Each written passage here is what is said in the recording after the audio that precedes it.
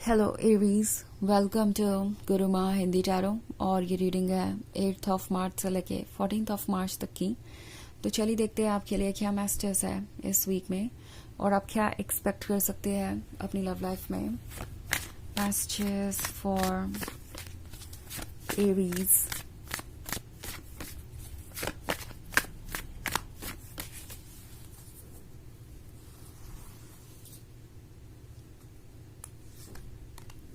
The Star, the Sun, the Hierophant, the Judgment, and Temperance.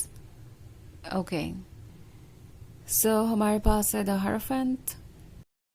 Hierophant आपसे कह रहा है कि अपने इंट्यूशन को फॉलो कीजिए बिकॉज आप शायद एक सिचुएशन में स्टक है।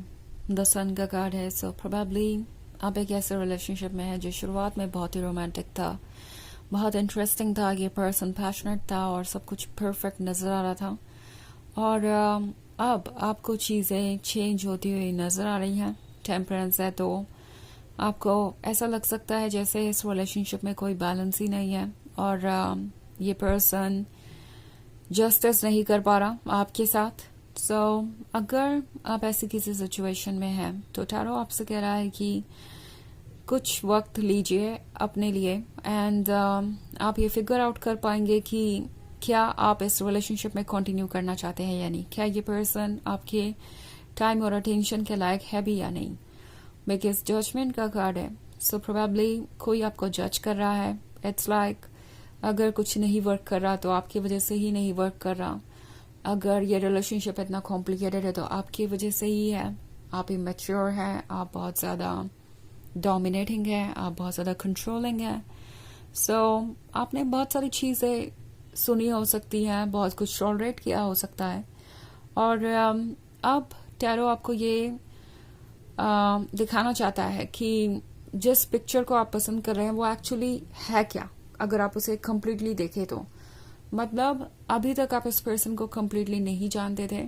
ऑफ कोर्स ये रोमांटिक हो सकते हैं, पैशनेट हो सकते हैं, ये इनकी दूसरी क्वालिटीज है, but at the same time true love, real depth और चैलेंजेस और ऑब्स्टेकल्स के बारे में ये पर्सन कुछ भी नहीं समझता और लगता है जैसे इन्हें अभी आपके लेवल तक आने के लिए काफी वक्त लगेगा, काफी लेसन सीखने पड़ेंगे, खुद पे वर्क करना पड़ेगा। मैं एक ऐसा रिलेशनशिप देख रही हूँ जिसमें दो ऐसे लोग इन्वॉल्व है जो बहुत ही अलग हैं। अलग होना प्रॉब्लम नहीं है, बट यहाँ पे इमोशनल मैच्योरिटी का जो डिफरेंस है वो बहुत बड़ा प्रॉब्लम बनता जा रहा है।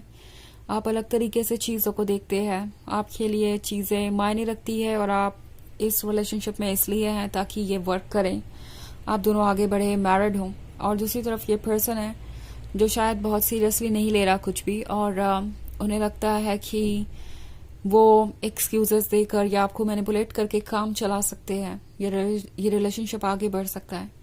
क्योंकि एक बात तो क्लियर है एरीज कि इस पर्सन को भी आपका पैशन और रोमांस बहुत पसंद है, ये आपसे दूर नहीं जाना चाहते। बट देन ट्रुथ ये भी है कि ये इसे सीरियसली आगे बढ़ाने के बारे में नहीं सोच रहा है क्योंकि इन दी एंड उन्हें लगता है कि ये सब कुछ उन्हें मिल ही रहा है। सो इसके लिए उन्हें और कुछ कॉम्प्रोमाइज, सेक्रीफाइसेस या एफर्ट करने की कोई आवश्यकता ही नहीं है। सो हायरोफेंट आपको बहुत कुछ दिखा रहा है और हायरोफेंट आपको इसलिए ये सब कुछ दिखा रहा है कि आप क्लियरली सोच पाएं कि आपके लिए क्या ठीक है क्या नहीं। द स्टार का कार्ड है, तो अभी तक ये पर्सन आपके लिए शायद आपसे भी बड़ी प्रायोरिटी था। शायद आप इस रिलेशनशिप में रहने के लिए कुछ भी करने को तैयार थे कि बस ये पर्सन खुश रहे और ये रिलेशनशिप चलता रहे। एंड इसकी वजह से आपने बहुत सारे कॉम्प्रोमाइजेस और सेक्रीफाइसेस किए। बट हायरोफेंट आपसे कह रहा है कि क्या ऐसा करके भी कुछ अचीव हुआ आपको।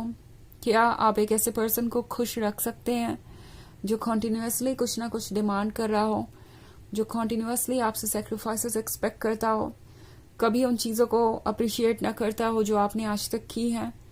तो टैरो आपसे पूछ रहा है कि क्या आप इस रिलेशनशिप में रह के भी खुश हैं। अगर आप ये सोच रहे हैं कि क्या आप इनसे दूर जाने के बाद कभी खुश रह पाएंगे, ये काफ़ी सोचने वाली बात है बिकॉज आप एक ड्रेनिंग रिलेशनशिप में हो सकते हैं और ये आपको वीक करता जा रहा है। शायद कुछ हद तक इनका जजमेंट आप पे असर भी कर चुका है और आप मेंटल लेवल पे काफ़ी डिस्टर्ब्ड भी हो सकते हैं। वैसे ये एक जनरल रीडिंग है, तो ये सबसे रेजोनेट नहीं करेगी। एनर्जी रिवर्स हो सकती है अगर आप क्रॉस वॉचर हैं। इसके अलावा अगर आप पिछले वीक की रीडिंग देखना चाहें या ईयरली रीडिंग देखना चाहें 2025 की, तो उसका लिंक आपको डिस्क्रिप्शन बॉक्स में मिल जाएगा हमेशा की तरह। चलिए आगे बढ़ते हैं और देखते हैं क्या मैसेजेस हैं आपके लिए। Messages for Aries, King of Wands, the Hanged Woman, Two of Wands, Eight of Wands, and Seven of Pentacles. Okay. So हमारे पास है The Hanged Woman. The Hanged Woman wisdom के बारे में बात कर रहा है। The Hanged Woman उन चीज़ों के बारे में बात कर रहा है जो कि इम्पोर्टेंट है। एंड एट ऑफ वॉन्ड्स के साथ उन्हें लगता है कि सब कुछ उनके कंट्रोल में है। बेसिकली एरीज इस पर्सन को फील हो रहा है कि चाहे जितना भी साइलेंस हो, जितनी भी दूरी हो, जितने भी प्रॉब्लम्स हो आप दोनों के बीच, आप इस रिलेशनशिप को लेट गो नहीं कर सकते बिकॉज ये आपके लिए ज़रूरी है। किंग ऑफ सॉर्ड्स है, तो ये पर्सन अपने इंट्यूशन को बहुत ट्रस्ट करता है। उन्हें लगता है कि वो बहुत वाइज है, बहुत एक्सपीरियंस है, तो उनसे कोई गलती नहीं हो सकती किसी भी तरीके का अंदाज़ा लगाने में। और यही अंदाज़ा वो यहाँ भी लगा रहे हैं कि चाहे जो भी हो आप उनका इंतज़ार तो करेंगे ही करेंगे। हालांकि उन्हें यह नज़र आ रहा है कि आप वाइज हैं और आप चाहें तो किसी और को भी चूज़ कर सकते हैं, आपके आसपास चॉइसेस हैं, बट समहाउ उन्हें लगता है कि आप ऐसा नहीं करेंगे क्योंकि 7 ऑफ पेंटिकल्स का कार्ड है। तो उन्हें लगता है कि जो कुछ भी आज तक आप दोनों ने अचीव किया है आप उसे लूज नहीं करना चाहेंगे।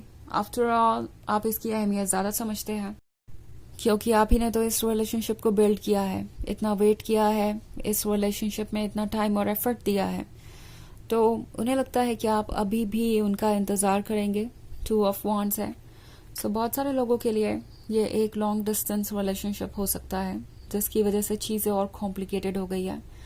नाउ 2 ऑफ वॉन्ड्स है और 8 ऑफ वॉन्ड्स है, तो एक और सिचुएशन हो सकती है, वो ये कि ये पर्सन आपसे दूर जाकर आपके पीठ पीछे कुछ ऐसा कर रहा था जो कि आप एक्सेप्ट नहीं कर सकते थे, जो कि ऑफ कोर्स आपके सेल्फ एस्टीम को हर्ट कर रहा था, जो कि ऑफ कोर्स ओके नहीं था एक हेल्दी रिलेशनशिप के लिए।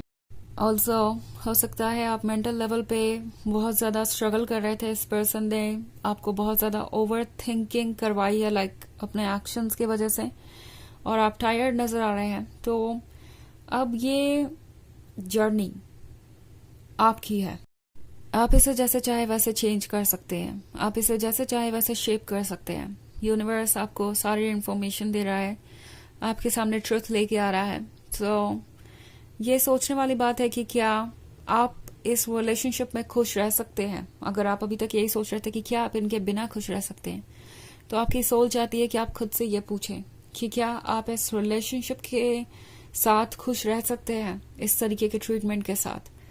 तो चलिए आगे बढ़ते हैं और देखते हैं आपके लिए ऑरेकल मैसेज क्या है।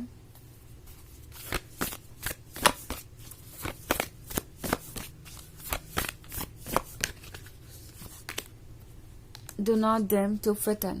How are you dimming your light in order to fit in?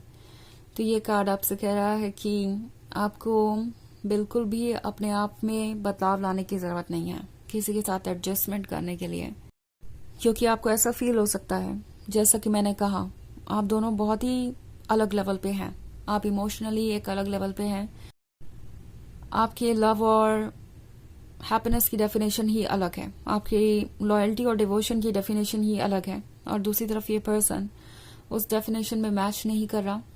आप हर्ट हैं, इस पर्सन ने आपको इग्नोर किया हो सकता है, बट आप इतने स्ट्रांग है कि अपने लिए स्टैंड कर सकें और अपने इमोशन से अलग होकर फैसले ले सकें, बिकॉज आपके इमोशंस हो सकता है आपको कॉम्प्रोमाइज करने के लिए कहें या किसी ऐसी चीज़ को एक्सेप्ट करने के लिए कहें जो कि आपके लायक नहीं है।